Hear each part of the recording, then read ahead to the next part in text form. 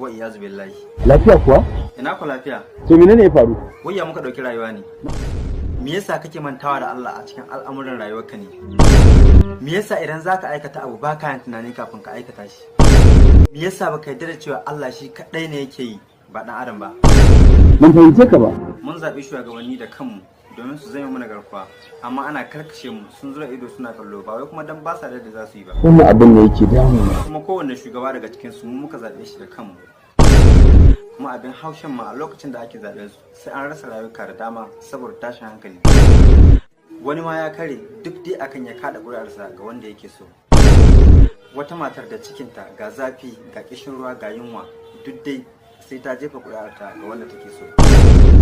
Wata matar cikin ya zube duk dai faɗi tashin mu akan shugabanninmu ne. Me kake tunani zai faru? Duka bukatunsu ya biya amma 'ya'yansu kaɗai ne suke amfana da mulkinsu. Duka 'ya'yansu suna kasashen waje, 'ya'yan talaka suna a Najeriya ana azabtar da su.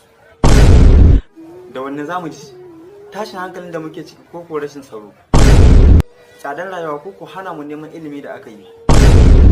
An shiga cikin makaranta an kwashe 'ya'yan marasa gata. La hawla wala quwwata illa billah. Hanya an tare waɗanda suke shigo da abincin da za mu ci ba su ba abincinsu. Wallahi dole hankali na ya tashi. An shiga daji manomanmu da sai sun noma ne za mu iya mu samu mu saya an karkace su. Talaka bai da wani gata, Allah ne gatansa, ku ne gatansa. Kun kasa tsaya masa ya fito domin ya rufa kansa asiri. An ce ba haka ba.